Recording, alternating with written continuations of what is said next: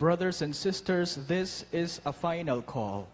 Please go back to your seat as we resume the CFD National Convention. Thank you.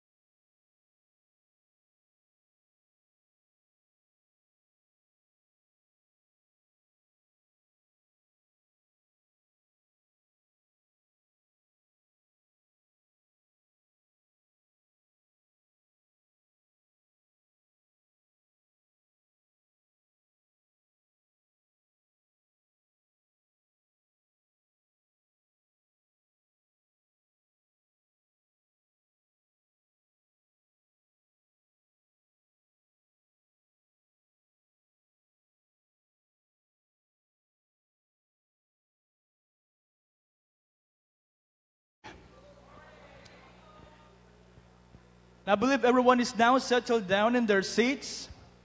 I'm still seeing a lot of people at the back. We can buy some books later on. So please go back to your seats. We have Father Melvin Castro waiting for us. Shall we start? Okay, so good morning, brothers and sisters. My name is Brother John Recto. I'm one of CFD Metro Manila. And it's my pleasure to be your host for today's CFD National Convention 2017. Give yourself a big round of applause for a successful day one. Right, let us never forget why we are here. Let us give a round of applause for our mother, the Blessed Virgin Mary.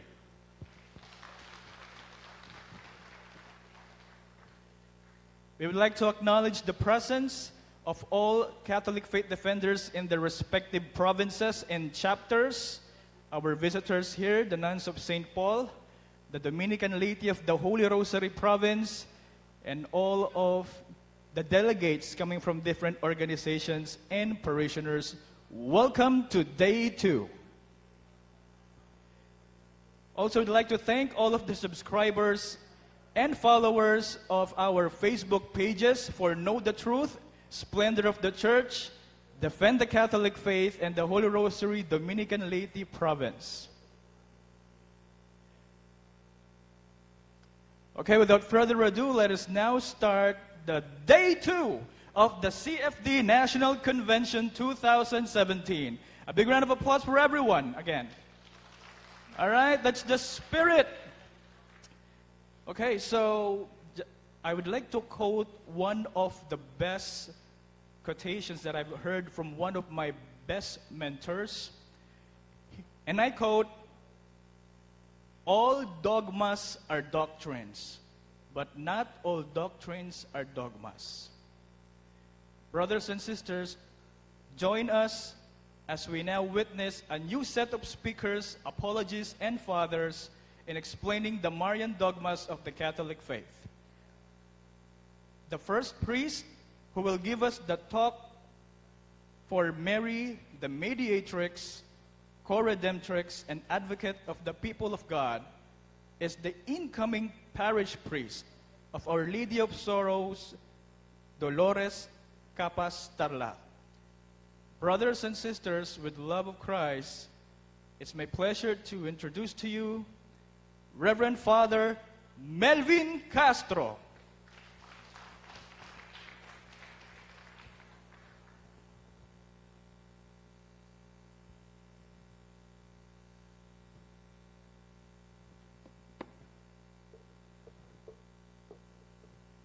Forward ko lang dahil wala akong remote, so I have to rely on asking for the slides to be moved. Reverend Monsignor Carlos Cayo Estrada, the Regional Vicar of the Opus Dei and of the Society of the Holy Priestly Society of the Holy Cross, Father, nasan yung taga Cebu? The Spiritual Director ng CFD Cebu. Father, anong name niya ulit? Father Lucas, somewhere. Reverend Sisters, forgive me for making you members of another congregation. And our dearest leaders and members of CFD. Now, I consider this talk simply as an undercard. Kumbaga sa boxing, the main event will be the talk of Monsignor Cayo Estrada. So, we will do away with the open forum in my talk as because of time constraint. And I leave it to Monsignor Cayo to answer all your questions. Okay, so, yun ang game plan doon. He will answer everything. Okay. Anyway, because it is to Monsignor Cayo that the two basic and main dogmas are given. Mary, Mother of God. Okay. Instead, as our host has said, since not all doctrine regarding Our Lady have been defined as a dogma, the topic given to me is precisely part of those doctrines. In the church, we have this so-called hierarchy of truths. It is not that we can do away with other truths and we can accept the bigger truths, as it were. No, it cannot be like that. It would be the classical cafeteria Catholics. We choose what is convenient to us. Instead, the entire body of truths proclaimed by the church is one coherent whole. One part cannot subsist without the other. Definitely, there is that hierarchy. But as I said, if we are Catholics through and through, we accept everything. No, we cannot choose one part kasi yun naman ang dogma and reject the others. Total, it's just doctrine. Mahalagang we see the entire body of the truths proclaimed by the church as one coherent whole. Now, having said that, I would like us to consider these various titles of Our Lady, three of which are the most popular since the late 1990s, early 1990s up to now. This has evolved to become the so-called three-in-one dogma. The main, the very known proponent of this was Dr. Mark Miravalle. This dogma of Our Lady, the movement, rather, for the dogmatization of the titles of Our Lady as co-redemptrix, mediatrix, and advocate. But you would notice that because of the rejection of the Theological Commission of the Vatican as early as year 2000, it has evolved. Now, Dr. Mark Miravalle and the other proponents of the so-called three-in-one dogma has transformed it into the universal motherhood of Mary, manifested in her being mediatrix, co-redemptrix, and advocate. No longer as the original proposition, Mary mediatrix, co-redemptrix, and advocate. Now, for our purposes this morning, I would like us to consider, following also the trend of thought, I would like us to consider that these three titles of Our Lady are not isolated, distinct titles on their own, like the Immaculate Conception, the Divine Maternity of Mary, the Perpetual Virginity of Mary, and the Assumption of Mary into heaven. Instead, I would like us to consider that these three titles of Our Lady is simply a threefold manifestation of her maternal care and concern towards us. That is why I would like to call this talk, entitle it as Mary and her threefold maternal love as mediatrix, co-redemptrix, and advocate. Okay. Now, not that, let me be clear, not that I subscribe personally to the dogmatization of the universal maternity of Mary of all mankind, manifested in those three distinct titles. No? I have my own idea, no, of how to deal with the dogmatization. I will explain it as we go along. But nonetheless, I would like us to consider those titles of Our Lady under one consideration, Mary and her maternal love. And so let us consider it another consideration.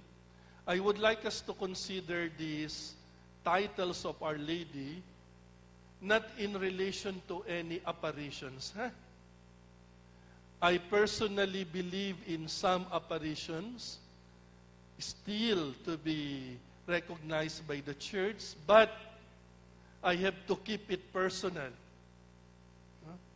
The doctrines, the dogmas of the church have been confirmed by apparitions, might have been originated, might have had impetus on apparitions, but not purely on apparitions. Hindi ganun ang dogmas ng ating simbahan. Certainly it helped. Let us make an example. When Our Lady appeared to Saint Catherine Labouré, I believe in 1834, Our Lady asked for the medal to be struck with the inscription, O Mary conceived without sin, pray for us who have recourse to thee. It was not exactly that Our Lady was asking for the dogmatization. She simply asked for that invocation. 1834. The Church proclaimed the dogma of the Immaculate Conception December 8, 1854. 4 years later, February 11, 1858, Our Lady appears to Bernadette Soubirous, calling herself explicitly as the Immaculate Conception. It is, as it were, Our Lady in 1858 confirming the wisdom of the Church. But it was the Church, in her magisterial act, that proclaimed the dogma. It was not an apparition per se. The apparition helped in propagating the dogma. But it was not because of the apparition itself that it became the dogma. So I would like us to consider this morning that these particular titles of Our Lady, Mediatrix, Co-Redemptrix, Advocate, we will consider it based on the sacred tradition of the Church and certainly on sacred Scripture, regardless, purposely, regardless of any apparition. We will consider these titles independently of any apparition. Okay? So, our first slide. Lumen Gentium chapter 8 tells us, para naman may audience participation. Kasi medyo malamig ang simoy ng hangin, masaya ang bawat damdamin. So can you read it together with me? This motherhood of Mary,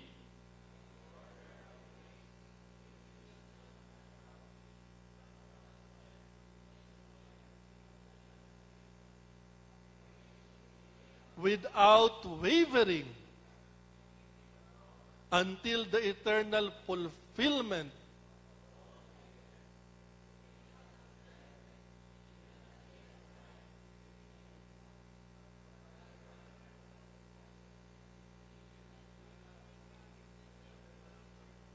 Ano yung context ng statement na yan?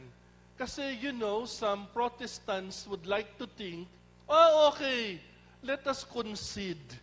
Mary became the instrument of the incarnation of the second person of the Trinity. Okay, let us concede that. Pero nung ipinanganak na raw si Jesus, tapos na ang role niya. Ginawa lang siyang literally ginawa lang siyang Theotokos, bearer, na pagkatapos ipinanganak, tapos na. No. It's not the teaching of the Church.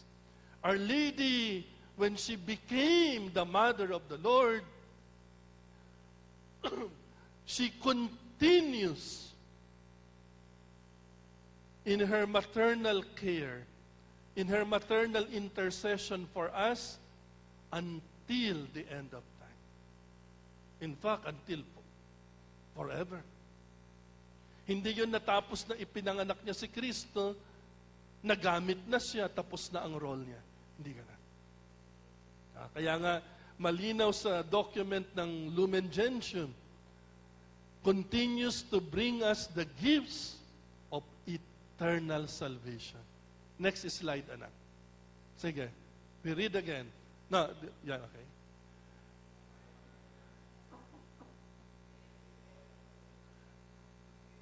And who still journey on earth, surrounded by dangers and difficulties, until they are led into their blessed home. Therefore, under the titles of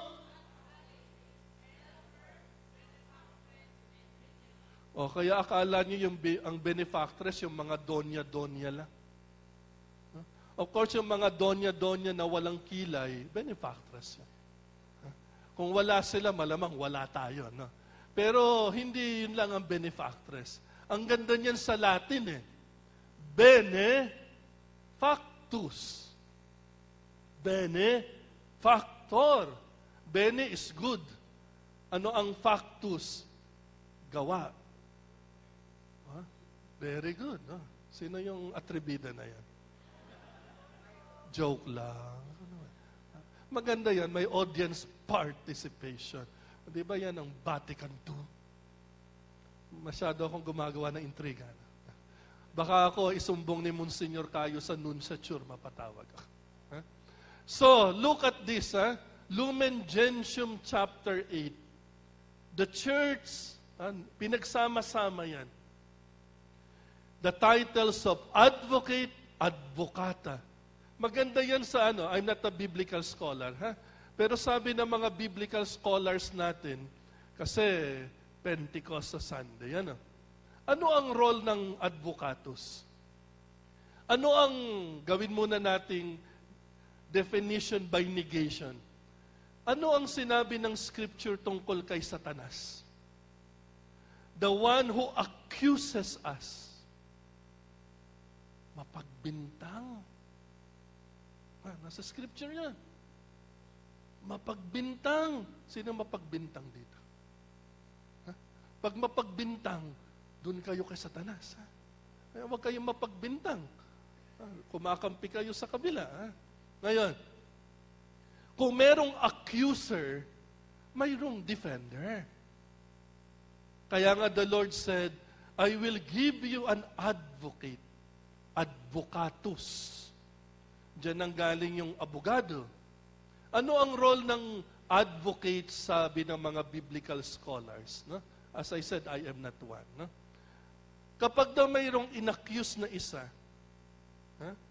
at dinala sa husgado during the biblical times, the only way, but the easy way, to disprove the allegation is that someone who knows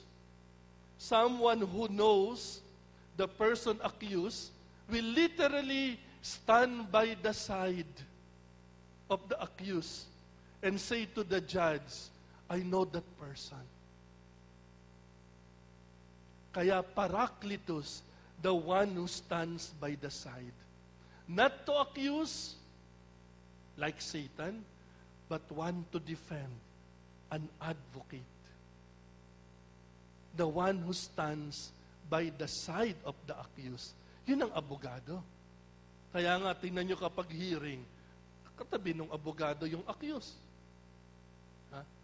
Ganon yan. So, the advocatus in sacred scripture is none other than the Holy Spirit. The Holy Spirit. Kaya nga nagkakaroon ng problema sa dogma of telling or considering Our Lady as the advocate. Pero madaling isolve yan, no? Dito yung wisdom, kahit na ang feminism movement ay andyan. Kasi anything, you forgive me, the women who are here, especially the dear sisters of St. Paul. Baka ito'y mga feminists, patay tayo dyan. By nature, sa language, be it Aramaic or the Romance languages, ang feminine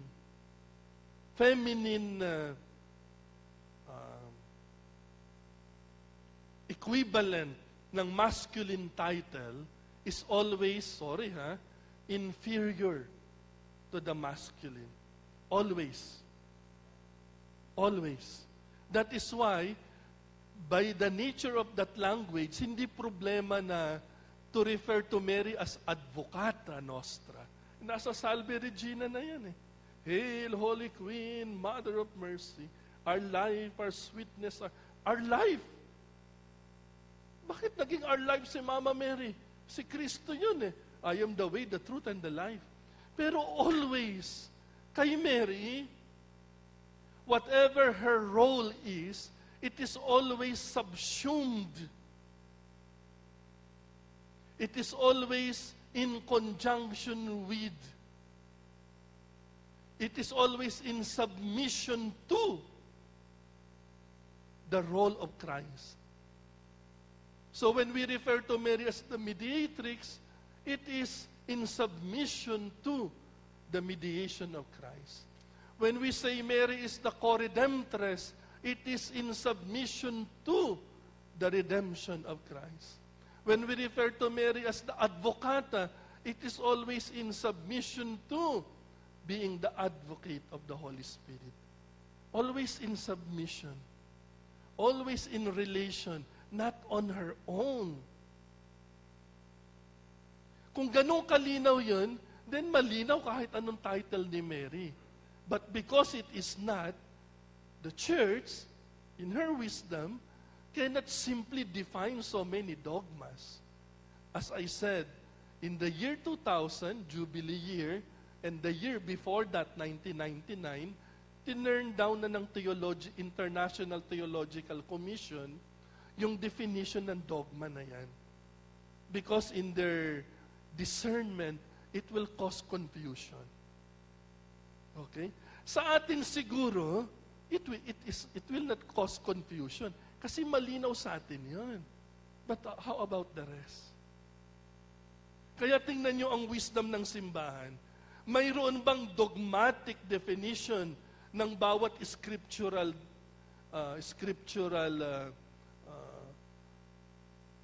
bawat part ng scripture? Wala. Naging part yan ng dogma.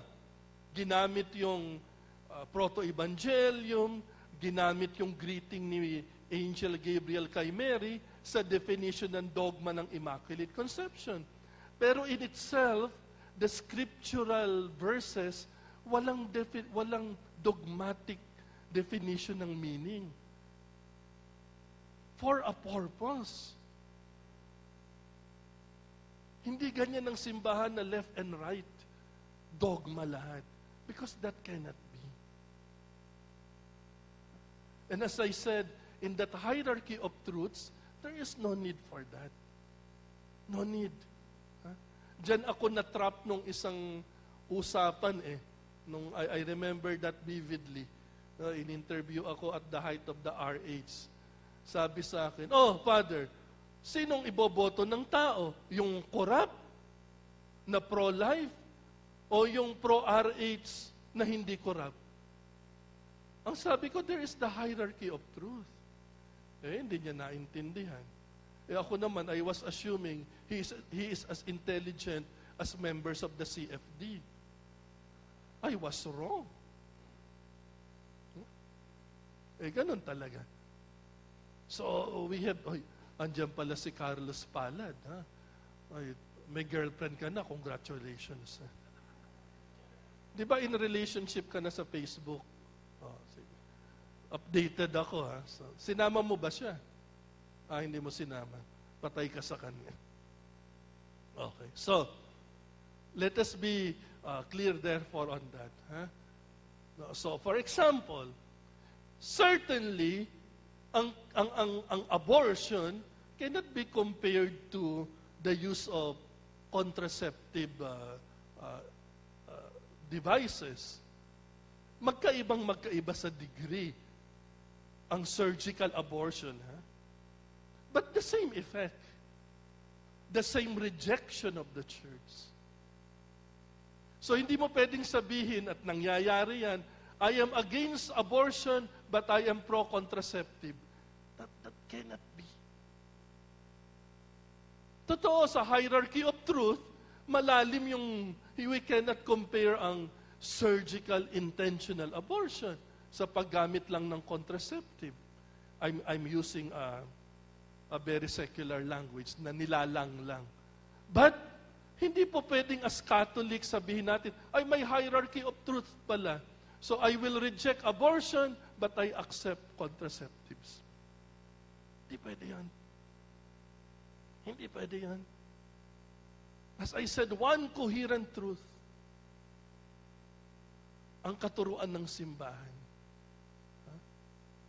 Kaya nga andyan ang, bakit in her wisdom, andyan ang Catechism of the Catholic Church. Ando doon ang consistency, coherency ng teaching of the Church. Dapat ganun din tayo ka-coherent, ka-consistent. Now, as I said, lucky, very fortunate ako, may excuse ako na walang open forum. Lahat ibigay natin kay Monsignor Cayo mamaya. Now, let me return to this. Sorry, wag mo nang ilipat. Ay, sige. Wag. Okay. Let us read it. This, however, is so understood that it neither takes away anything from nor adds anything to the dignity and efficacy of Christ, the one mediator. Siya lang yun. Siya lang yun. Kaya nga for a time, unfortunately, lalo na after Vatican II, lumabas yung degrading ang Marian devotion itself. Kasi daw, ang daming Marian privileges. Ang thinking ng ibang theologians, puro Marian privileges. Kasi yun ang ginamit na term The singular privilege given to Mary alone. Parang takot na may privilege si Mary. Hindi naman tayong gumawa nun, si Lord. Si Lord ang gumawa ng privilege na yan. Now, nonetheless, conceding that, it is never an excuse to downgrade ang devotion to Mary. It is as if when we downgrade Mary, it will be to the elevation of Christ. On the contrary, we downgrade devotion to Mary, we also downgrade our adoration and devotion to Christ. As can be seen in the history, unfortunately, after Vatican II lalo na. Now, I have repeatedly said after Vatican II, baka sabihin nyo ako ay pro-SSPX. Naka-video pa naman ito.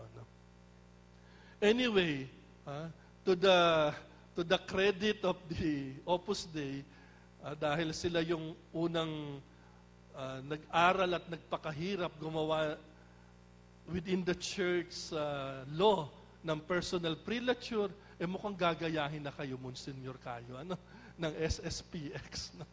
But anyway, chismis pa lang yun. Pero ganun ang objectively, yun ang mga nangyari sa atin. Now, that is why for us Catholics, we cannot enter and identify ang Marian devotion into simple and into simply apparitions alone. That cannot be. Ako, I firmly believe in the apparitions of Our Lady at Fatima. Pero our understanding of Marian devotion goes beyond these apparitions. Goes beyond them. So let us look. Anak, sige. Proto-Evangelium, Genesis 3:15. No, this is just a review. Kasi kayo, I'm sure you're very knowledgeable in all these things. So, I will give to you itong version ng Douay Rheims 1899. No? Para lang safe ang ating translation. If you can read it, medyo old English. Can you read it together?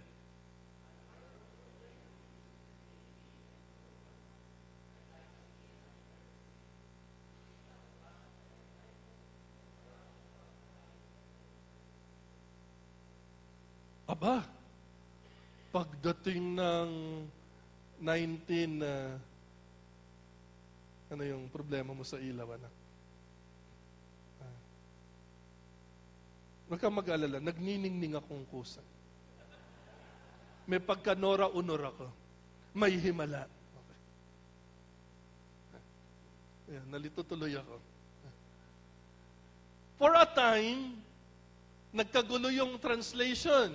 Gawin muna natin yung Latin. Paborito ko ito. Kay Saint Jerome, malinaw yung kanya. Ipsa conteret. She will crush your head. Aba, ayaw nung iba. He daw, ipse conteret. O sabi ng iba, wag na tayo mag-away, gawin nating neuter. Ipsum conteret. Nakakatawa, no? Ano ba talaga? Well, tingnan niyo yung as I said, because of that downgrading. Kaya nga, mahalaga sa atin as Catholics, hindi lang yung anong edition ng Bible, anong teaching, ano ba ang tradition, ano ang sinasabi ng fathers of the church. Hindi yung, sabi ng mga scholars ngayon ay ganito, sundin natin. No. May wisdom kung bakit si St. Jerome, may wisdom kung bakit yung original, ang version nila ay ipsa conteret. She will crush your head. There is wisdom in that. Bakit yun ang original? No? Let me quote that. No? Ito yung sinabi ng isang scholar. Sige, anak. Our three best Jewish witnesses to Genesis 3:15 interpret the passage as she shall crush your head. These are Philo Judaeus, Josephus, the Roman historian, and Moses Maimonides, the great medieval Jewish philosopher.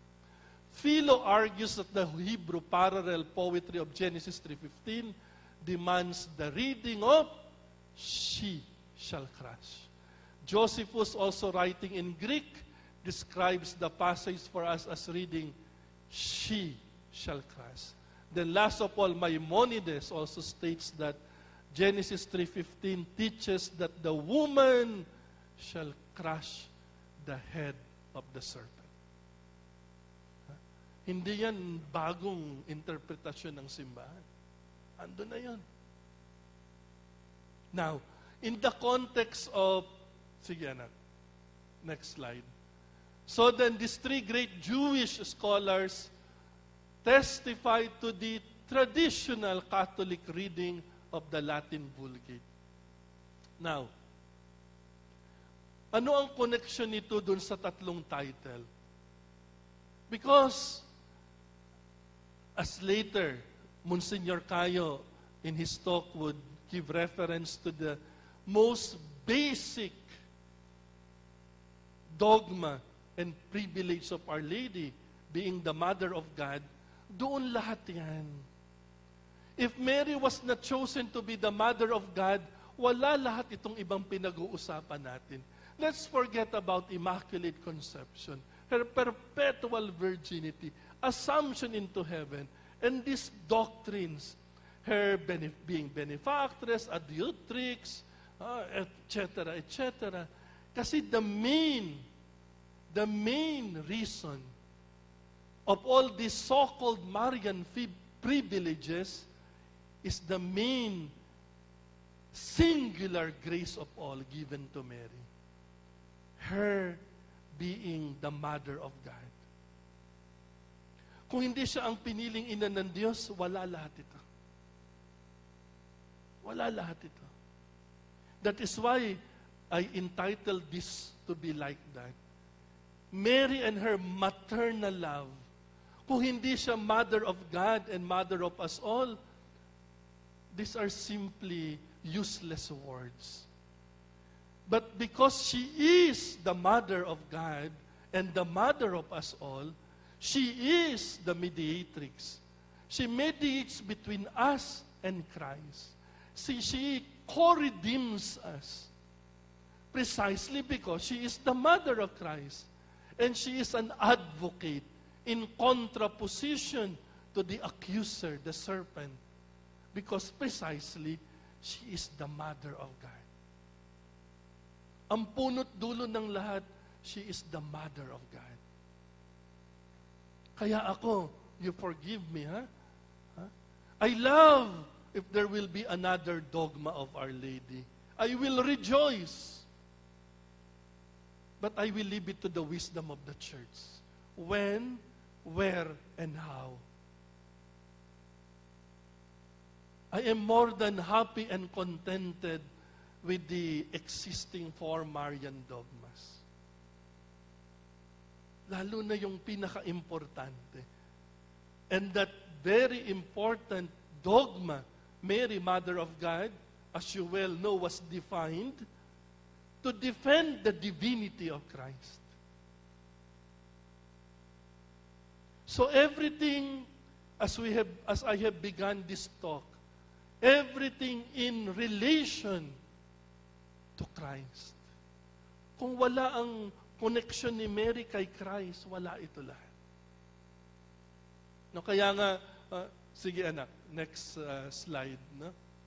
That is why, let us notice it. No? And with this, I will jump, kasi medyo kapusin tayo ng oras. Ha? When the angel visited, remember, an angel is simply a messenger. Di ba yun ang ibig sabihin ng angelos? A messenger. So meron siyang message. Ano yung message niya? Ang mahalaga yung message coming from God. At ano yun? Kaire, ke karitomine. Paano nag-end sa Genesis? They were expelled. They were expelled from the Garden of Eden. At ano yung iniwan ni Lord doon? It ends with an angel guarding the gate para hindi sila makapasok. In the New Testament now, it begins, it recommences with the sending of an angel. But this time, instead of blocking the way, the angel greets Our Lady, ending, as it were, the curse of sadness. Kaya nga, yun ang greeting ng angel kay Mary. Kaire. Rejoice. Unfortunately, nung ginawang Tagalog na iba, aba, Ginoong Maria. Yung angel ang nagulat, ano? Aba, sabi niya. Dapat ang nagulat sana si Mary. Aba, sino ka? Pero siguro, nung translation ng Ave, because of the lack, hindi ang non-abacada pa tayo, hindi yung Filipinong may N, may V, kaya yun ang pagkakatranslate. Anyhow, the exact translation should be, rejoice. The angel, well, God, through the angel Gabriel, is ending the sadness caused by sin and death. Interestingly, Eva, the name of Eve in Aramaic means the mother of all the living. Unfortunately, Eve does not transmit life. She instead transmitted to us original sin and the consequence of sin, which is death. Kaya nga, in that context, why we say, Hail, Holy Queen, Mother of Mercy, our life, our sweetness, our hope. That is the context why we say that. That Mary is not taking away from the Lord, being our only hope, our true life. But in that context, that Mary was chosen to be the new Eve. She is our life. She is our hope. She is our sweetness. Kaya the angel now greets Mary, Rejoice, O full of grace. What a beautiful way to begin the New Testament. Literally, the angel telling Mary, magalak ka o napupuno ng grasya. Now, let us jump, anak, jump.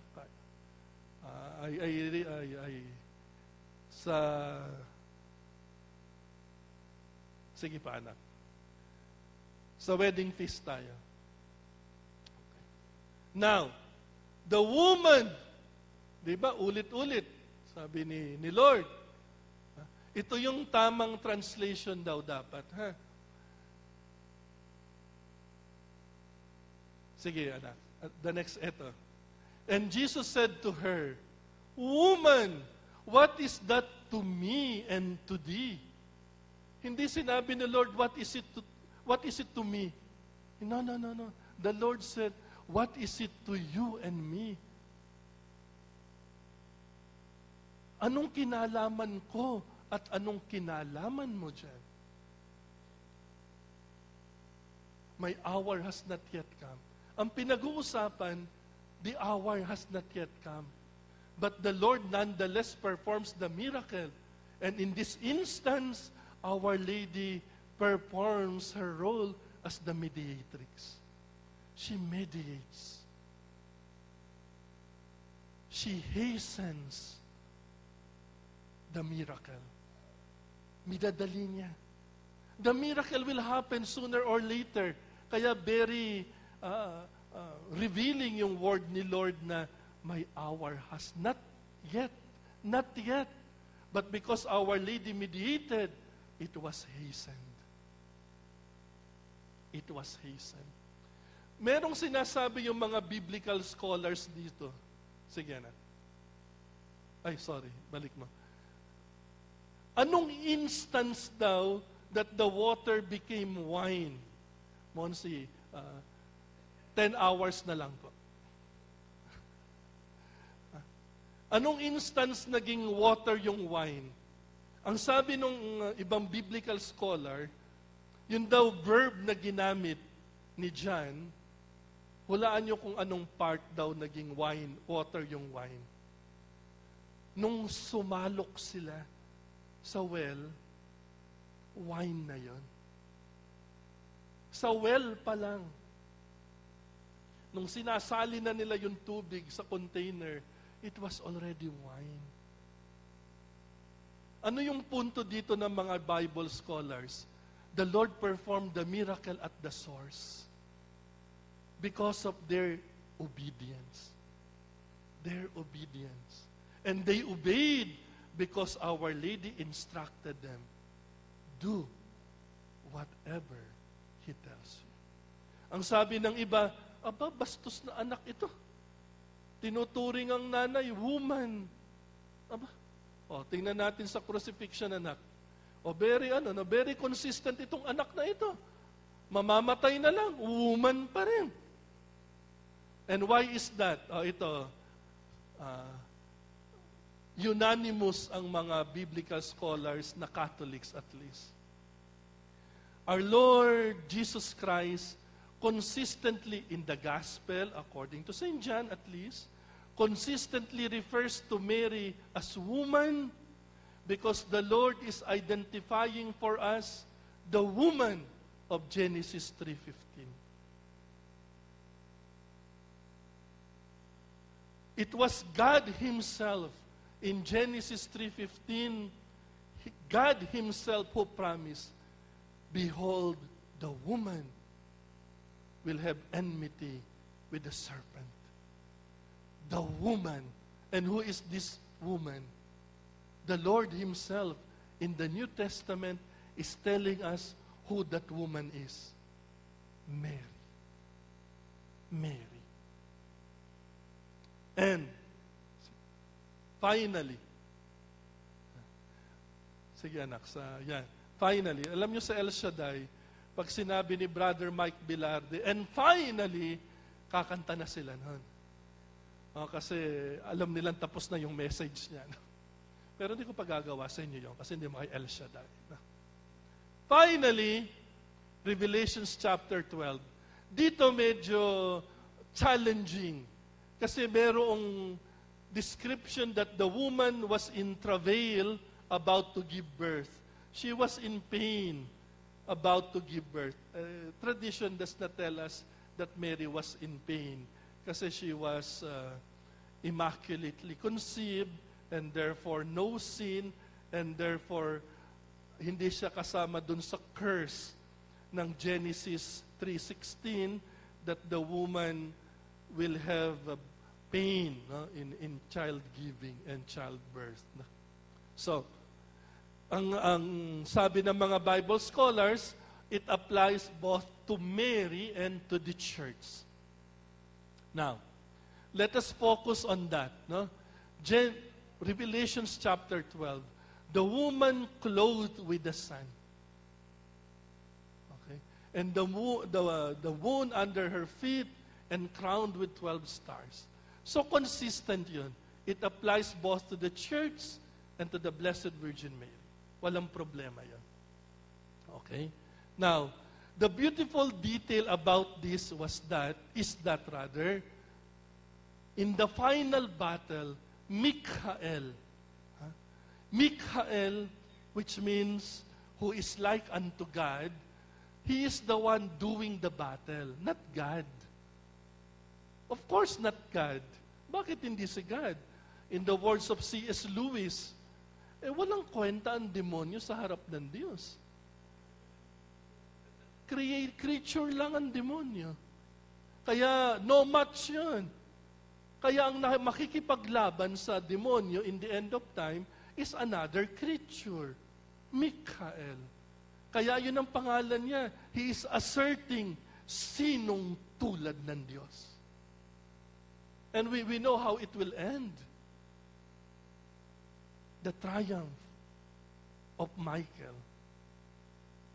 The triumph of the woman, both in reference to the bridegroom, to the bride of Christ, who is the church, and to the mother of Christ, who is the Virgin Mary.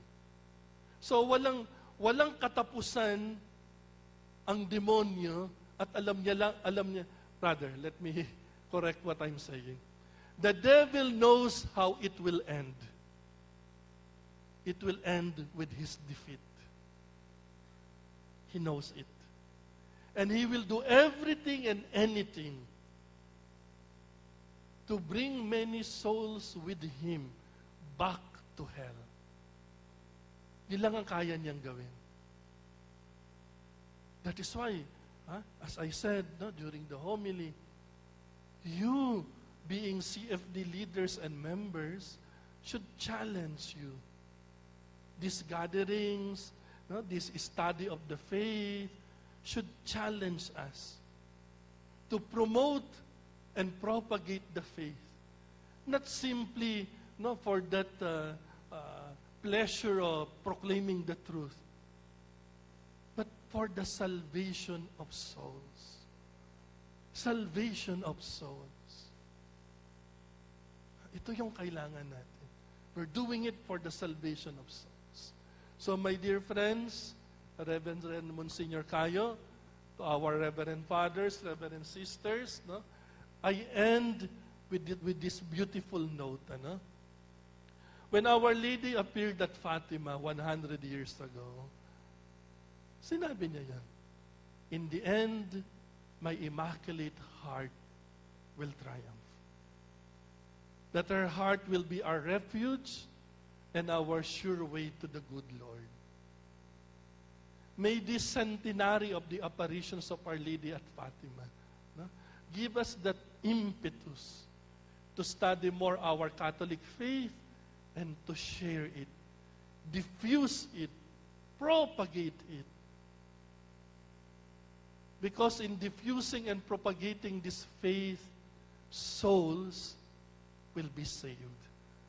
Yun naman ang dahilan kung bakit tinayo ni Lord ang simbahan. Salvation of souls. For a time nga, malinaw yun, di ba? Outside of the church, there is no salvation. Ngayon, niredefine natin. I leave it to the other theologians to discuss it. But, I end with those beautiful notes. This will end, this entire history will end the way it should be. The triumph of God.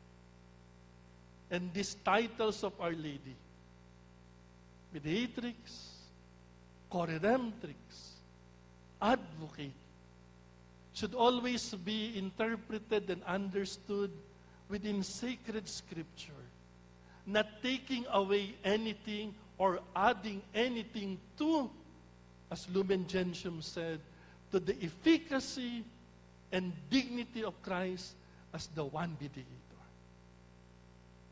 Ultimately, kaya nasabi ni Mary, my soul magnifies the Lord. Dahil in her being, it is only Christ who is there. Sana ganun din tayo. That when the Lord looks at our hearts and the other people looks at our heart, they would only see Christ, the one mediator, the one Savior.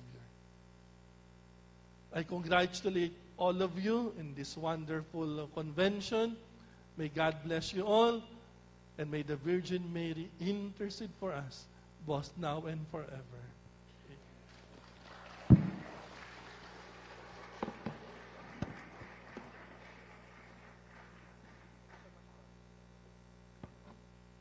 All right, thank you so much, Father Melvin Castro, for such a wonderful and scholarly talk about Mary, the mediatrix, co-redemptrix, and advocate of the people of God. Now, brothers and sisters, may I request everyone to please occupy those vacant seats so that we can get a better view on the camera. Please.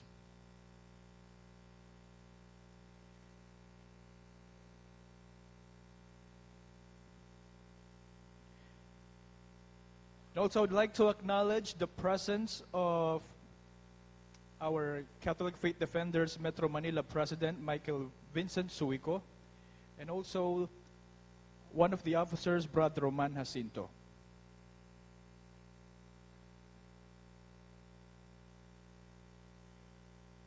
We will now be awarding the certificate of appreciation to Father Melvin Castro for giving us or sharing with us his knowledge and wisdom about the Catholic dogma on Mariology. Once again, brothers and sisters, Father Melvin Castro. Catholic Faith Defenders Incorporated, situated in Cebu City, Philippines. This certificate of appreciation is given to Reverend Father Melvin Castro as one of the invited guest speakers of the Catholic Faith Defenders National Convention with the theme, Mary, Mother of the Church, Mother of the Parish, given on the 28th day of May during the solemnity of the Lord's Ascension in the year of our Lord 2017. Signed by our dear National President, Brother Socrates Fernandez, our dear National Spiritual Director, Reverend Father Lucas Enoch, and yours truly, CFD Manila President, Brother Michael Vincent Suico. Akala ko yun ang nakasulat sa mompo. Thank you po, Father. Thank you po. Thank you once again, Father Melvin Castro. And now we will proceed with our CFD National Convention 2017. But before anything else, I'd like to send my regards to our Spiritual Director Emeritus, Reverend Father Abi Argañosa. Kamusta po kayo dyan? And also, we are live on Facebook. It is actually being covered by Know the Truth Live, headed by Brother Peter Garcia and Brother Terence Relucio. We'd also like to acknowledge the Know the Truth merchandise located at the back, headed by Sister Flor Doctor. We will now proceed with our second talk on Marian dogmas. Our next speaker is the Regional Vicar of Opus Dei. He will give the talk on Mary as Mother of God and also the perpetual virginity. Brothers and sisters, with the love of Christ, it is my pleasure to introduce to you Reverend Father Carlos Estrada.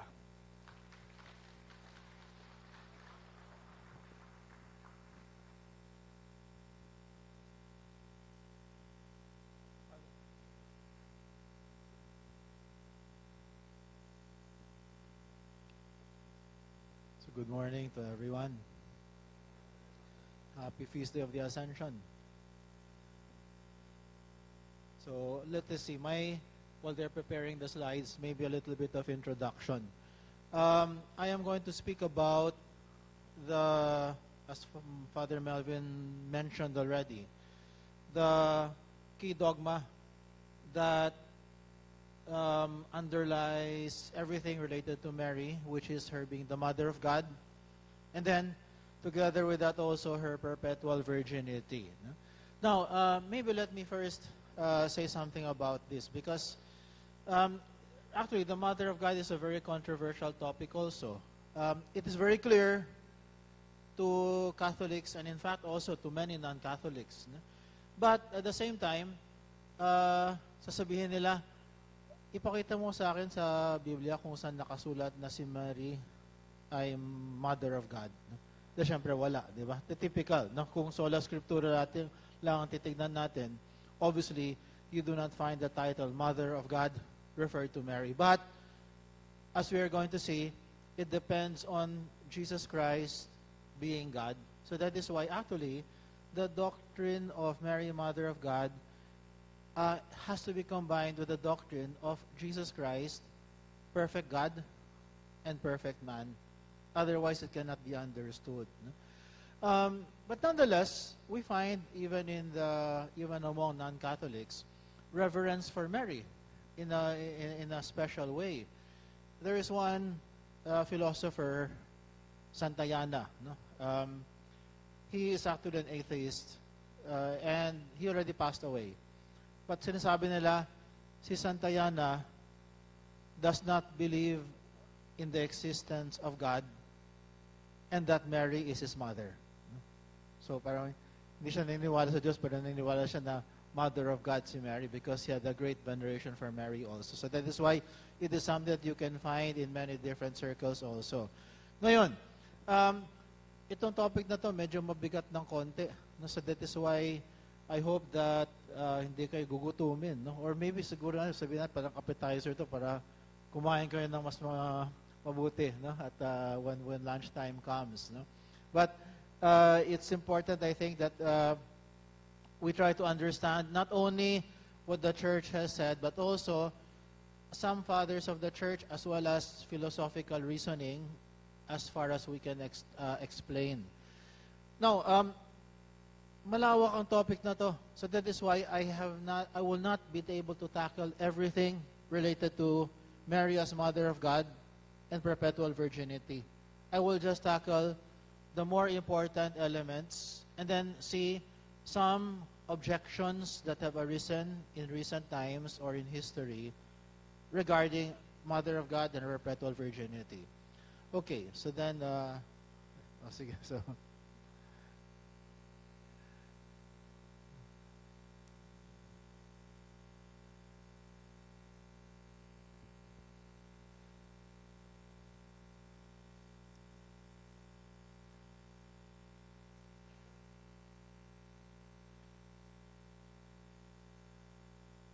as already has been mentioned, that this is a very appropriate topic also because of Our Lady of Fatima. But then, okay, so here we have it. First of all, I have this quote from Paul VI, the Solemn Profession of Faith.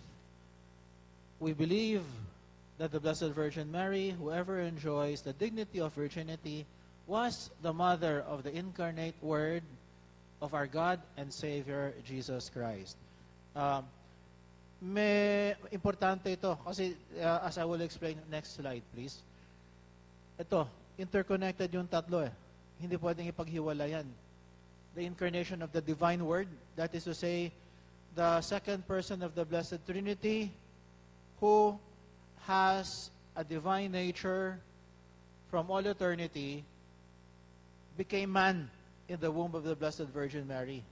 So that is why that truth is what underlies the predestination of the Blessed Virgin as Mother of God, the way the Church explains it. And it also is what explains the perpetual virginity of the Blessed Virgin Mary. So magka-related yung tatlo. They are very interconnected. Okay, next slide please. Unahin muna natin yung motherhood of Mary. So from Lumen Gentium, I paraphrased it. So Mary's selection as a mother comes about in the same decision that ordained the incarnation of the Word. So when God in His divine plan decided that the second person would become man in the womb of the Blessed Virgin Mary, at the same time, He also already had in mind Mary as mother. So that is the definition of why we say predestination. Mary from all eternity was already chosen to be the mother of the second person of the Blessed Trinity. Now, Mary's motherhood is a true human motherhood, which of necessity includes the biological dimension. Ibig sabihin, si Maria ay hindi lang ina ng Diyos spiritually, but biologically. So she carried in her womb the second person of the Blessed Trinity. And Mary's motherhood does not end with the birth of Jesus, but continues throughout the course of her life. Ito nabanggit ng konti ni Father Melvin, no? Kasi he was talking about the care of Mary for the whole church even after she gave birth to Jesus. So hindi lang siya nanganak kay Kristo, tapos na yung role niya. She continued, not only during the lifetime of our Lord, but also afterwards. So then, I'm not going to enter into those consequences. I want to focus only on the fact of Mary as Mother of God. So Mary's motherhood does not end with the birth. So nung pinanganak na siya, then tapos na yung kanyang ginagawa. No, she continued, in fact, all the way until the end of her earthly life when she was assumed into heaven. So her role as mother never disappeared. Maybe just to give a reason of convenience, no? Bakit masasabi natin, kung papag-isipan natin, why do we affirm that? Because that's the typical role any human mother plays here on earth. Ito yung pagkakaiba ng mga tao sa mga hayop. Di ba yung mga aso, halimbawa, pag nanganak yung isang aso, the mother no longer cares about the children. Yung mga maliit na aso na nanggaling sa kanya. She does not take care of them in the same way as human beings do. On the other hand, the role of a mother never disappears. Even in our human way of understanding. No? Siguro tayo halimbawa, yung mga nanay natin, kahit na mga matatanda na sila, they still consider us as children. In fact, ako 60 na ako. No? My mother still treats me like as if I'm 20 years old or 16. No? Kasi ganun man talaga yung mga nanay, di ba? Para sa kanila, anak ka pa rin, kahit na matanda ka na. No? Hanggat sa mamatay, sabihin natin, mauuna kang mamatay sa nanay mo. You're still her son. So the care is always there. The same thing with Mary. So even humanly speaking, we cannot say that Mary's role disappeared after she gave birth. It still continues. Next slide, please. Okay. Mary as Theotokos, no? The traditional term that is used, as you know very well, to refer to Mother of God. So it is inferred from the truth that her Son is the Logos, the only begotten Son of the Father, and therefore true God from true God. So then I am just stating what we already mentioned earlier. The truth about Mary, Mother of God, depends on Jesus Christ as God.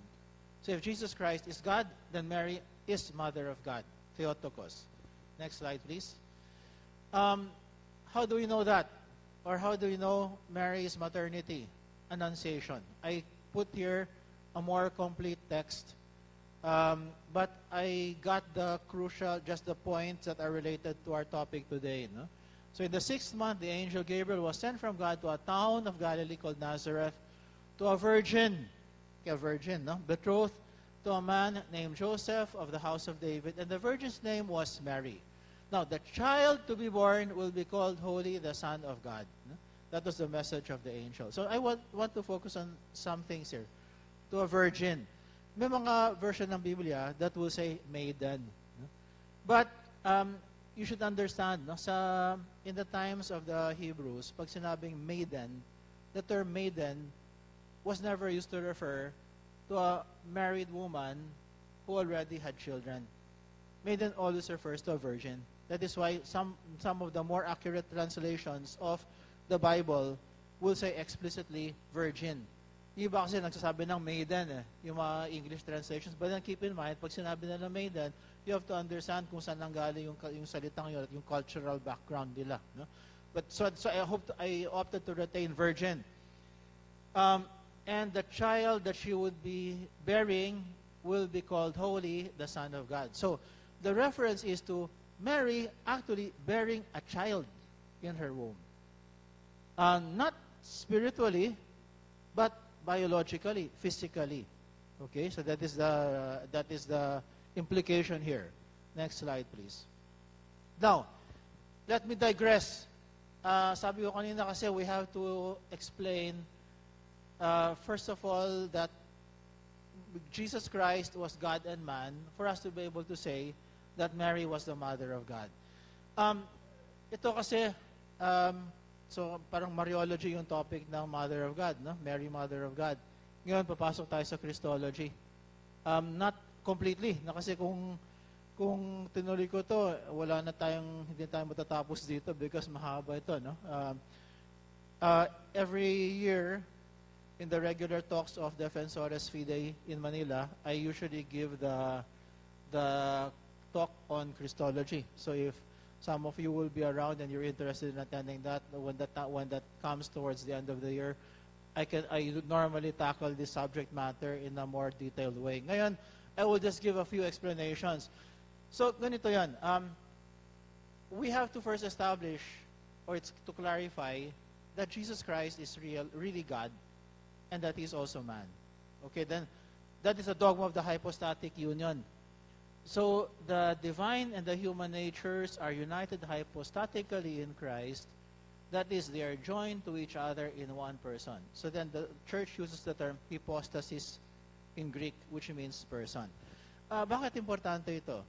For the following reasons.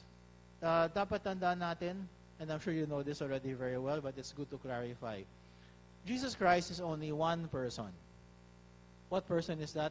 The divine person.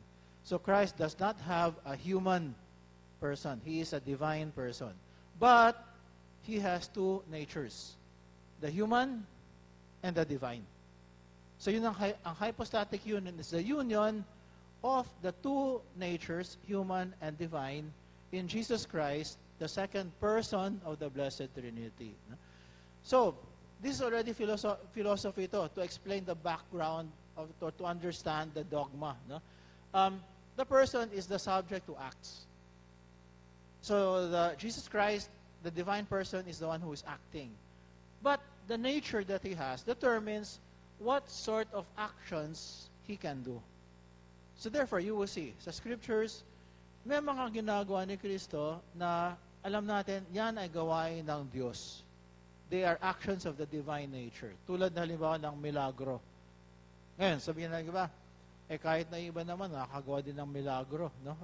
Yes, but then there is one thing that only God can do, which is the forgiveness of sins. Kaya, di ba sana, yung sa paralytic, nung pinasok siya, what is it easier to say? That your sins are forgiven you? Or that you rise, stand up, and walk? But just to show that I can forgive sins, then He told the paralytic, rise and walk. Pinatunayan niya, He can forgive sins. So, ibig sabihin, ang Diyos lang ang maaaring magpatawad ng kasalanan. So kung kaya na yon, kaya nang gawin din yung ano. So lumakad ka, no, kahit nalumpo ka. Okay. So yun ang the human action, the divine actions are the miracles, forgiveness of sins, resurrection from the dead. Yung human actions ni Kristo na nanggaling sa kanyang human nature, yung halimbawa, siya'y napaiyak nung nalaman niya na namatay si Lazarus. Siya'y nagugutom, nauuhaw, natutulog. Diba? So these are all human actions coming from the human nature. Now, who is the one that performs those actions? The divine person. Because there is only one person in Jesus Christ. Okay, next slide. Ito ngayon si Nestorius. No? Ano sinabi niya? Sinabi niya na, sige, dalawang natures in Christ. But he said that there are also two subjects, each subsistent in itself, and two physical persons in Christ. So that is why there is a divine person and there is a human person. So Jesus the Word, and Jesus the man. But sabi na, these are so closely linked to one another in practices, it's as if there was only one person, which is a union person. So para kay Nestorius, dadalawa ang persona kay Kristo, divine person and human person. So, it's assumed that pag divine person yan, ibig sabihin divine nature. Human person, human nature. Kaya lang, mahirap ito kasi kung tatanggapin natin ito, sino ngayon ang kumikilos? Sino ngayon si Kristo? Diba? Ibig sabihin, at sa kung mababasahin mo yung Biblia, bigla na nang lilitaw yung divine person, mawawala, lilitaw na naman yung human person, yung kadoble niya, mawawala, divine person na naman. Sino naman tayo sa krus? Yung divine o yung human? So magulo, di ba? Kung tatanggapin natin ito. So that is why I mentioned Nestorianism because of the next slide, which is important. Yan. Sa consequences. Kung si Kristo, hindi mo malaman kung siya ay tao o Diyos, then Mary cannot be the mother of God. She would be the mother only of the human person. So ibig sabihin, yung divine person, manggagaling sa Diyos, yung human person, yung manggaling kay Mary. No? So ibig sabihin, hindi siya mother of God. No? So she would just be merely the mother of the human person that is united by the union person to the divine person of the Word. Okay, now this heresy was condemned, next slide, in the Council of Ephesus. So the Council of Ephesus defined that Christ is one subject only and one person. He who is God is also man through a union of a divine and human nature. So hypostatic union. Therefore, Mary is truly mother of God because she gave birth according to the flesh to the Word of God made flesh. So, look at the implications of this. So the Council of Ephesus clearly affirms Mary can therefore be called Mother of God, Theotokos. Why? Because she carried in her womb and gave birth to the divine person. See? Ito, maybe, let me explain philosophically. Ang dinadala ng isang nanay sa kanyang sapupunan ay yung tao, no? Hindi yung nature. Tayo kasi, we're human persons, we have a human nature. So, ano yung dinadala anong dinala ng nanay ninyo sa inyong sapupunan nung nasa loob kayo? Di kayo mismo bilang tao, no? Yung hindi lang yung pagkatao ninyo o yung pagkatao natin, kundi tayo bilang tao. So, we were the ones who were in the wombs of our mothers. And so we, the subjects, persons acting, were the ones who were there. So that is why the mother carries in her womb and gives birth to a person and not to a nature. That is the reason why we can say Mary is truly the mother of God because the person that she carried in her womb was a divine person. Kaya lang, kay Kristo, dahil this is a mystery in fact because dito sa mundo natin,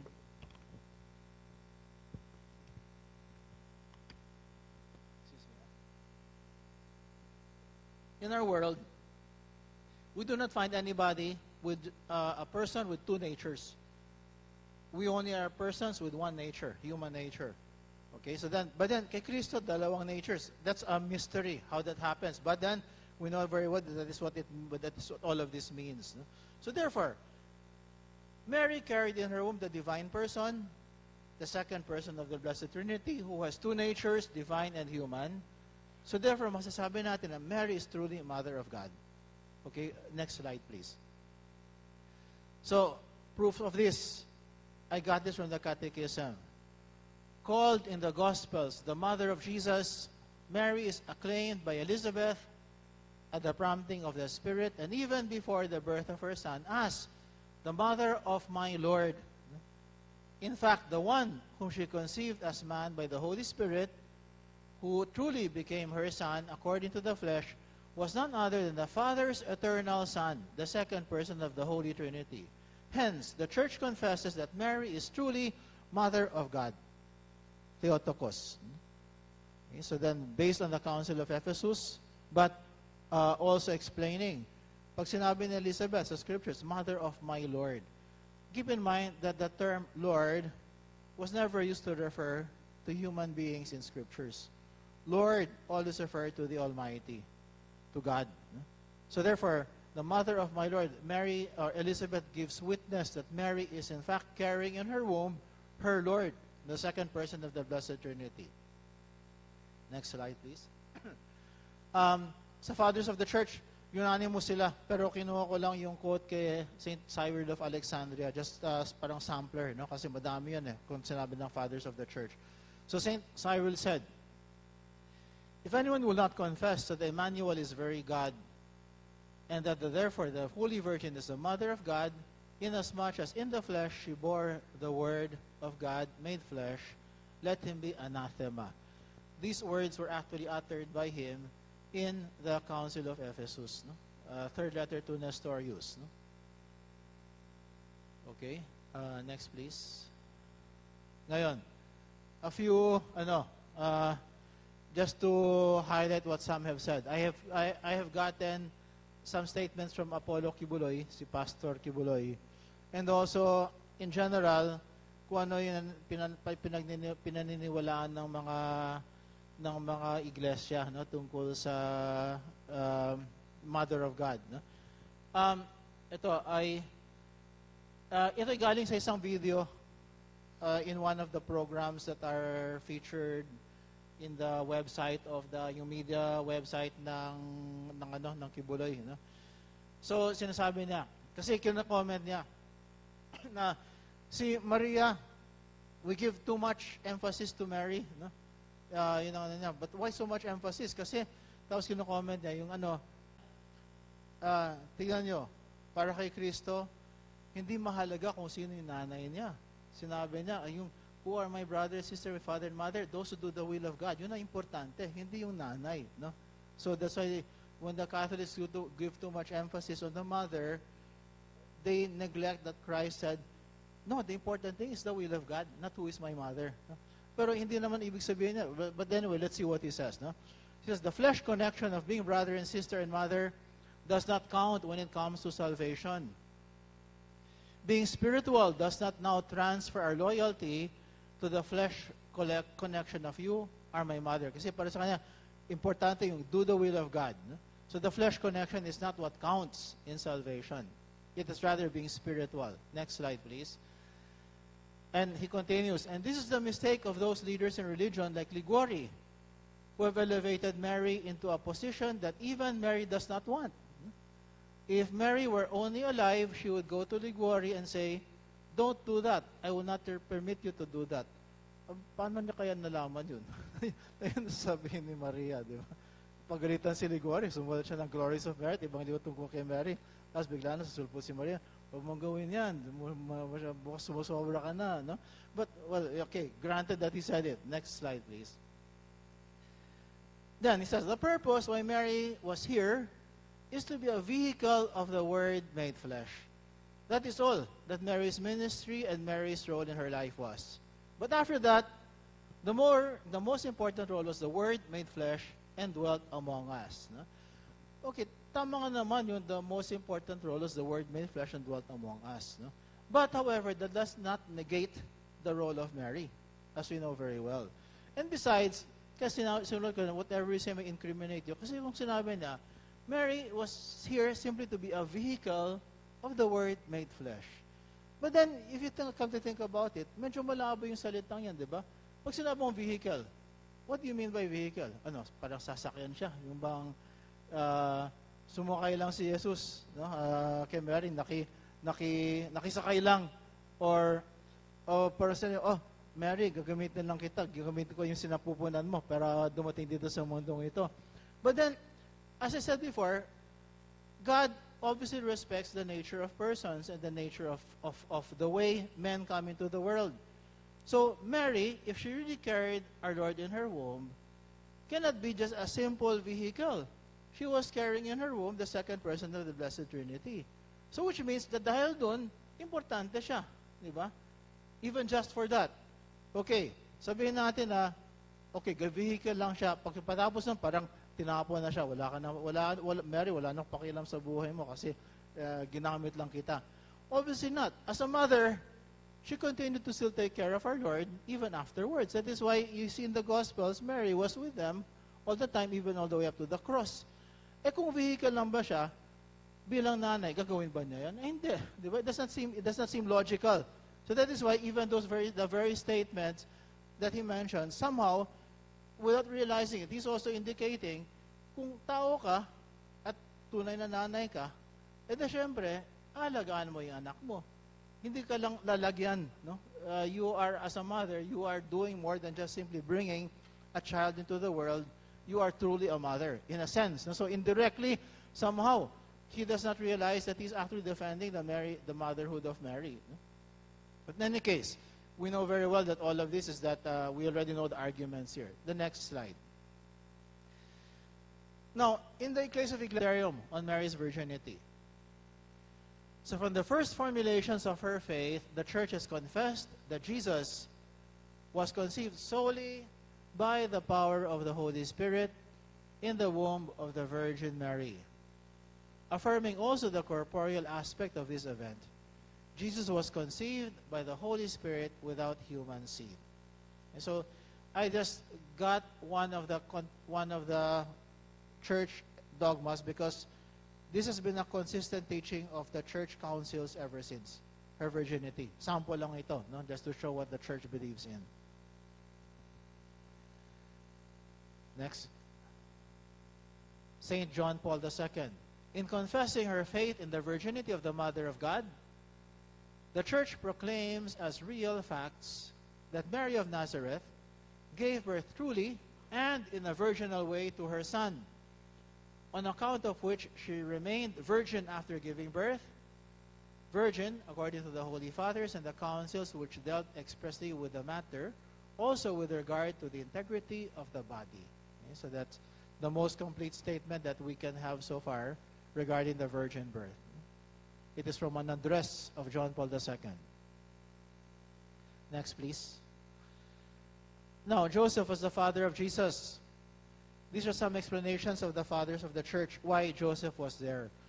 So, the scriptural texts do not contradict Mary's virginity, even if they call Joseph father.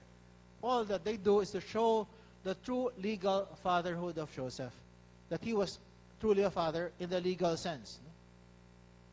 And the reasonable opinion of the townspeople, meaning to say that the people believed that Joseph was the father of Jesus. The son, as was taught, sabi ni Luke, as was taught. Sabi sa paningin ng mga tao, siya yung tinuturing na tatay ni Jesus. Pero hindi ibig sabihin na siya yung tatay ni Jesus in the biological sense. No? Okay. Next, please. Okay, then, when his mother Mary was betrothed to Joseph, but before they lived together, she was found with child through the Holy Spirit. And he had no relations with her until she bore a son. Now, ito yung isa sa mga objections sa virginity ni Mary. No? Kasi sinabi niyan, he had no relations with her until she bore a son. So, sabihin nila, o tignan nyo, until she bore a son. O, ibig sabihin, pagkatapos nun, nagkarelasyon na sila. No? Nagkaanak na si Mary. But then, actually, this is a misinterpretation as having a conjugal meaning. So, the meaning here is not conjugal. Before they lived together as man and wife shows the virginal conception of Christ. But it does not mean that they lived together as man and wife later.